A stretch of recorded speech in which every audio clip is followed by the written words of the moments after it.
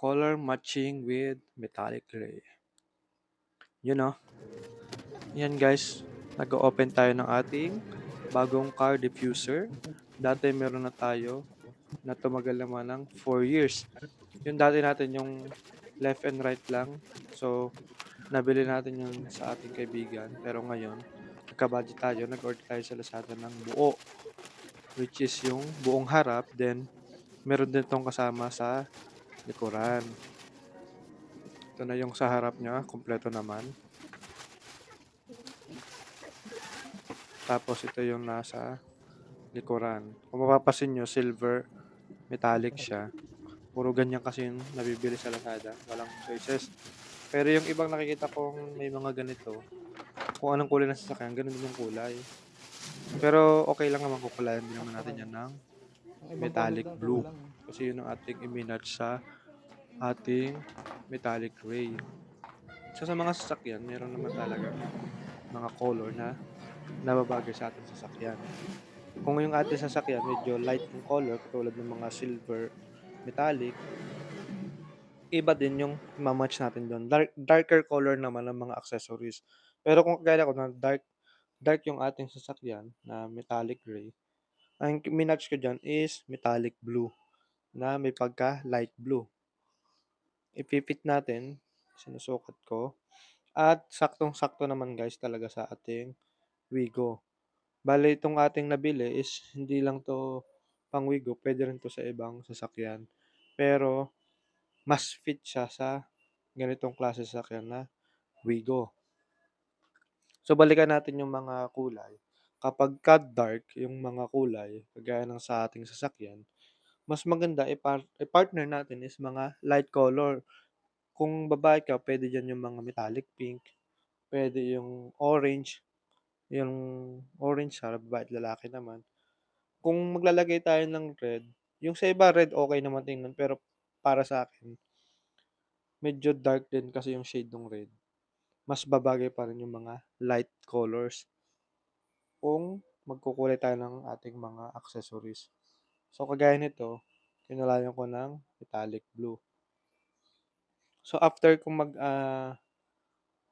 spray ng isang beses ay lalagyan muna natin ng tape 'tong isang diffuser na nakalagay sa likuran. Kasi ang kukulayan lang natin dito yung color gray na 'yan, yang silver metallic pala, 'yan. So, tatakpan natin lahat nung hindi kailangang pinturahan. Marami din akong nakikita, mina-match nila sa gray, minsan puti, pero mas madalas kong nakikita pula. Pero para sa'kin talaga mas okey yung mga ganitong light colors. Puwede rin sa kanya yung metallic green na medyo may pagka-light colors na green.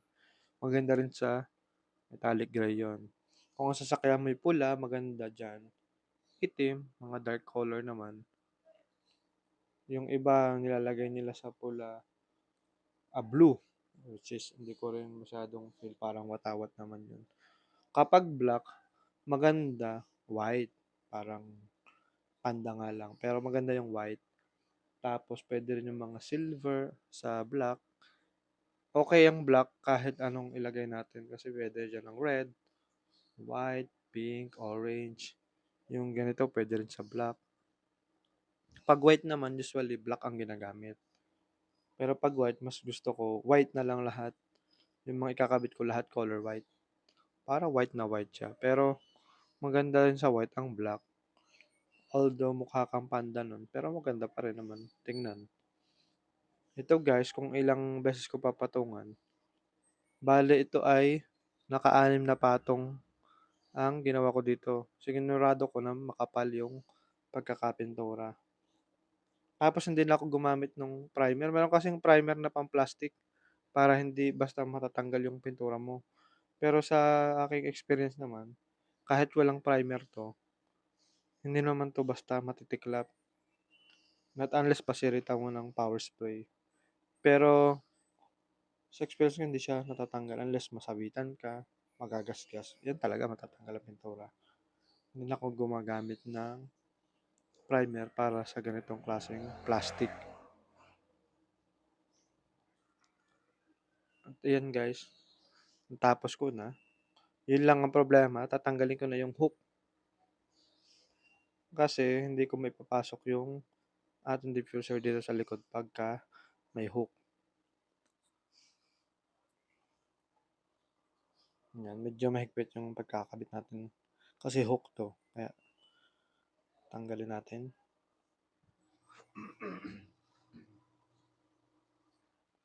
Ayan guys, yun lang napansin natin yung problema.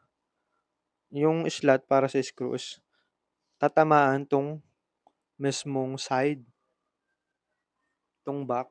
Kumbaga, pag nilagyan mo na to, pag nagsawa ka, inalis mo, butas yan. Ang pangit naman ito guys kung bubutasan. Ayaw ko nung ganun. Siyempre, may tendency na hindi naman laging nandyan yan. So, gagawin natin, magbubutas tayo dito sa may ilalim. Kinapkap ko, pag naglagay ako ng screw dito sa may parang tambutso na to, sa ilalim siya magkaka-screw. Kinakapkap ko dun tatamaan yung ilalim, nakadikit siya. Kaya, dyan ako mag-screw, itatago ko dyan yung pinaka-tornilyo. Ayaw ko nang nandito sa harap na yan, sa mga side na yan, kasi mabubutas po ang ating mismong sasakyan. Sayang naman, magkakabutas dyan. So, ganito ang ginawa natin. Yan guys, oh, nandyan tornilyohan. Naglagay na lang tayo dito ng mga 3M. Yan, kasi wala nga tayong support pag nagkabit na tayo. Nilagyan din natin dito. Yan, kasi lalapat yan dyan. Nalagyan natin siya, magkabila. Yan. Yan, didikit yan dyan. At yan na nga. Nadikit na natin pero wala pa tong screw. So, bubutasin natin tong sa bandang ilalim. Yan, dito. Sa fake na tambutso. Yung mukhang tambutso na yan. Maglalagay tayo dyan.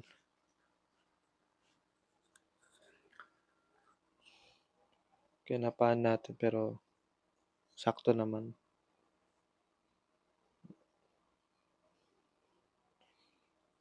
Bale, ang ginawa ko guys, ang gagamitin natin, hindi yung kasamang screw ng ating product na binili. Gagamitin natin ito stainless yan para hindi basta kinakalawang kasi siyempre exposed to sa init at saka sa ulan. Mas maganda hindi kinakalawangin yung ating gagamitin na tornilyo. Ito kasi yung free. Yan. Black siya. Pero hindi natin sure kung kakalawangin. Gumamit lang ako ng black screw dito pambutas. Ayan. Tapos, nung butas na, in-screw na natin gamit yung ating stainless na screw. Buti na lang meron tayong stainless. Ngayon naman, ikakabit natin yung diffuser. At iyan ang ating naging problema guys. Pag kinabit natin ang diffuser, tatanggalin natin yung mudguard. Iyan ang ating problema kasi sumasabit sa mudguard. Kaya, tinanggal pa rin natin. May natutunan ako dito guys. Mas maganda pala wag kang maglagay ng mudguard. Kasi, pag dumadaan sa baha, gumagalaw yung mudguard, nagkagasgas siya sa gilid. Kahit punasan mo yan, hindi siya matatanggal. Nakita na yung gasgas. Yan, dito natin ikakabit. Hindi talaga magkasya na ang mudguard kapag may ganito. So, ganun pa rin. Ang ginamit ko dito ay yung ating stainless na screw. Binuntas lang natin siya ng black screw. Ganyan na magiging itsura niya. At ito na yung nasa harap, binuo na natin. So, bale, screw din yung pangbuo dito, guys. Yan, maganda siya, mahaba. So, gagamitan pa rin natin ito ng 3M kasi wala naman tayong tagahawak. So, didikitan natin ng 3M para pag nakadikit na, saka tayo mag-screw.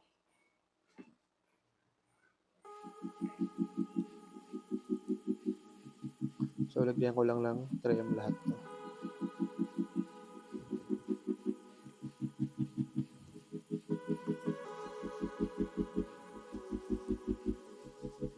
Sa bandang sulok lang tayo naglagay ng 3M kasi baka naman masyadong makita 'pag lapit.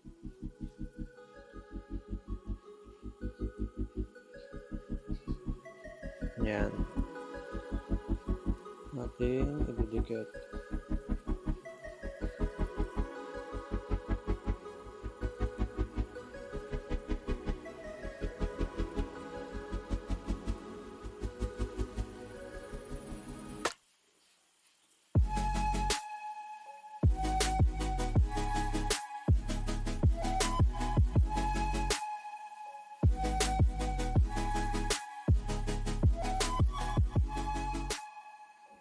Maganda rin guys yung nagko-customize ng mga sarili accessories. At least naiiba ka, hindi ka kapareho ng iba na lahat na lang nakadikit dito kulay itim. Siyempre yung atin, lagyan din natin ng kakaiba. So yan, dinidikit na natin. Yan. Nakadikit na. So kailangan natin siguraduhin na hindi babagsak habang hindi pa na-screw. So dikit lang natin ng maayos. Ang ganda tingnan, no? Hindi kagaya kung gray lang. Yan, kumuha tayo ng tabo para sure na hindi siya babagsak.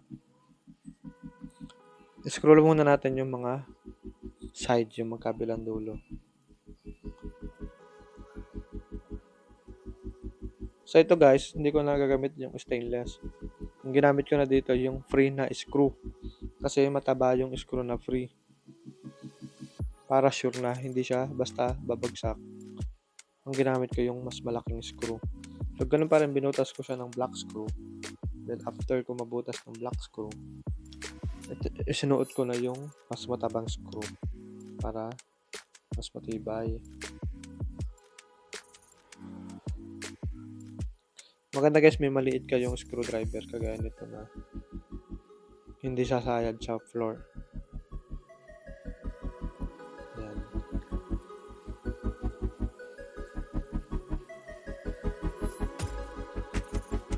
Dumidilim na.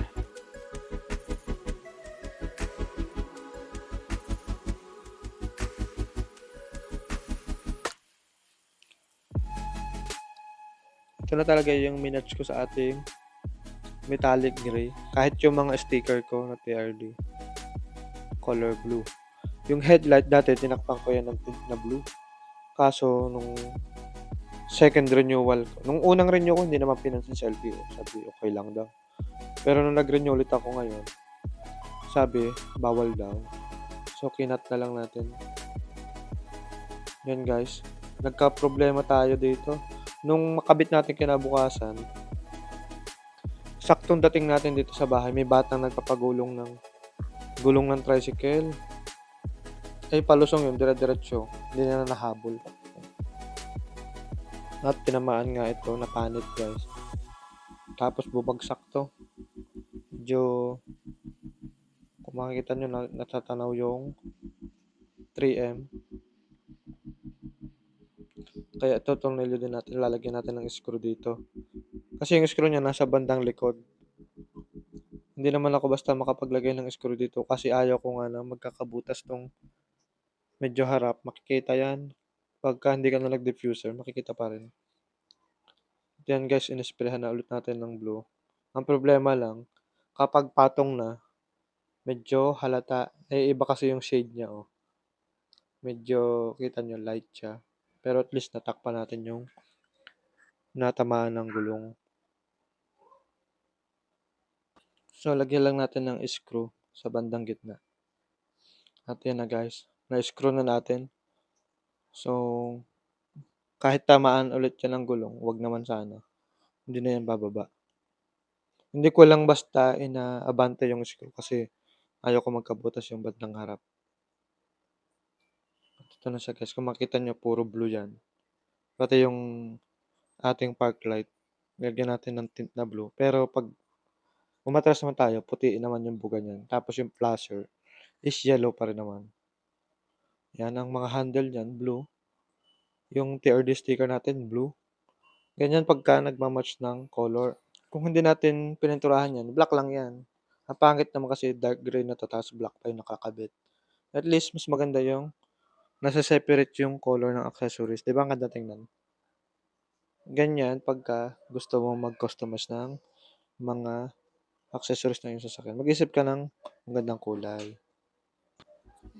Subukan niyo rin sa inyong mga sasakyan, 'di ba ang ganda? Salamat! Don't forget to subscribe. Bye-bye!